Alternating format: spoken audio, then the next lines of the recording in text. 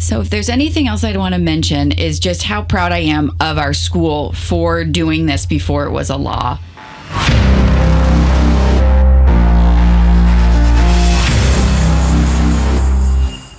Hi guys, welcome back to our podcast. Today we're going to be talking about the phone ban at York High School in York, Maine.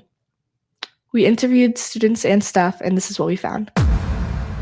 This is what we're doing. Here's why. And it's going to be challenging at first, and then it's going to be worth it. Says York High School Principal Amanda Setti. Out of the 50 United States, over 35 of them have cell phone bans. Maine was not one of them. Yet in June of 2025, a group of teachers and others interested in banning phones in York High School got together. We asked English teacher Courtney Dold about this. Kind of critical mass of teachers coming together and saying, this is something we're all paying attention to and something that we think needs to change. They came to the conclusion of having a specific teacher to take away the students' phones from bell to bell and locking them in boxes for them to pick up at the end of the day. After sending out an email to students and their families in late June, it was decided to hold a meeting in July to tell families about what's going to be happening and for them to be able to ask questions. Students of York High School had a lot to say about this. I think it gives us less freedom. I don't think it's fair. Do you think there's any pros about it? Anything good? Maybe there's less bullying. I feel like if teachers tell us to put them away, then we can, but it's not really disrupting anyone if we're not on it during class. We also found recurring topics between Ms. Dold and students.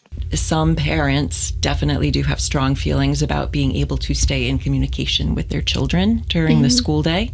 And I think people have just gotten so used to the cell phone being that form of communication.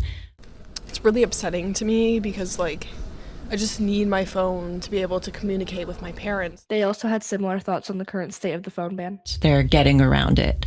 Even in my own pride, I have students now saying, I left my phone in my car, and I love my pride, but I don't know if that's true. I don't think the phone ban is actually working because I know a lot of people still have their phones. Teachers say they know some of the students may keep their phone, but overall still think it's good they aren't using them. I know some students hide them in their backpacks, but I do think there's an overall relief to not be constantly on your phones all day. The overall majority of students that we interviewed say they dislike the ban. However, some state it could be helping the school. I think a pro is that, it keeps us less distracted during class. I guess pros, some people are more focused. NBC News says that about 1 in 3 teachers consider students distracted by cell phones a major problem. And I did not know, truly, if my first day of school, we were going to have a revolt. When we interviewed Principal Dr. Setti, she said pros are focusing on school. Studies on college students show that without cell phones, there is higher comprehension and mindfulness and less anxiety compared to the people with their phones.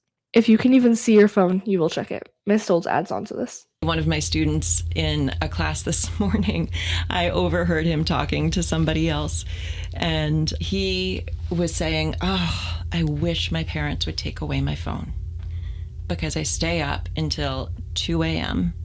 and I don't get enough sleep.